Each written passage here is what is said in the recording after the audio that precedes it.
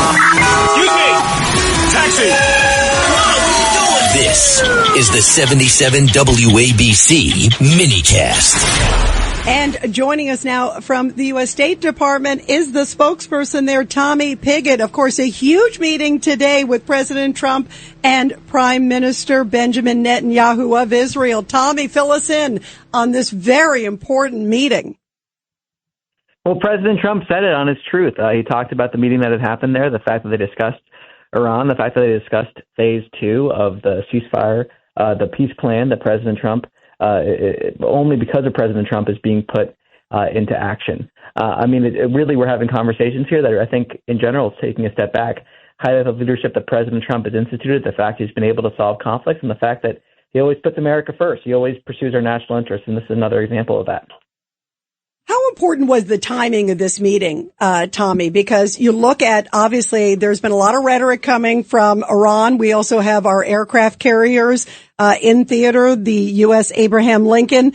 It seems like it could kind of go either way. This is a very pivotal moment for this meeting. Well, Rita, I wanted to ask him because I understand that maybe they're moving in another carrier group. Yeah, I heard that too. Tommy, can you fill Rudy and I in?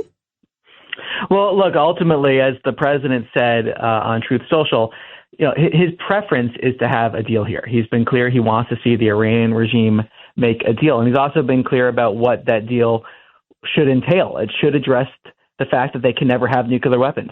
It should address their other malign activities. And we have a maximum pressure here that the president has instituted to deny the Iranian regime the ability to fund their malign activities, such as their terrorist proxies, such as their ballistic missile program. The president wants to see a deal. The president is a deal maker. He's a peacemaker. But no one has any doubt that the president means what he says, least of all the Iranian regime. And Midnight Hammer is a perfect reminder of that, the action the president took to obliterate the nuclear program there. So the president means what he says. He's been very clear about what he wants to see from a deal. He's also been clear that a deal is his preference. And he's also been clear that he retains all of his options in order to see our national interests be fulfilled. The Venezuelans know about that, too. Well, Tommy, if the whole world now, I think, knows. If they didn't know before, now they know. Well, Tommy, that means what he says, and he's going to stand up for America. I think Rudy Washington? The only negotiation that should be taking place is the mullah's safe exit to Russia. I think that's the only thing they should be talking about. Putin did. Putin says, how much gold are you going to bring with you? Where is this headed, Tommy? Because it's interesting. The whole regime change discussion goes back and forth. The president put out a post on Truth Social a couple days ago and said we would love to see regime change. But then he's also said he would like the people of Iran to create that regime change. Where do you see that going, that balance? Well, I think ultimately, again, this comes back to how the president, I think, is viewing this in terms of through the lens of America's national interests. From the beginning at the State Department, the question that the Secretary put before all of us, every single action that we take, is does it make America safer, stronger, more prosperous? And like I just was describing, the president has identified clear national interests when it comes to the Iranian regime. He's identified clear elements of what we need to see happen there, including stopping killing protesters, including ending their malign activities that I already outlined. So we'll see where this goes. The president has clear that he retains all of his options. I'm not going to preview what may happen here or predict the future, but it's clear the president retains his options, and it's also clear the president has a set of priorities that he is pursuing here, all of which come back to making America safer, stronger, more prosperous. Tommy, from what I understand, just recently, Cuba has no lights now, and they're completely out of gas. That appears to be only two options left, either the people turning on the government or the government doing some type of negotiation. Can you tell us which way this is going? Well, another instance where the president is clear he wants to have the regime make a deal before it's too late. He's been clear that the regime there is one that is failing of its own volition. It's failing of its own policies and its own incompetence.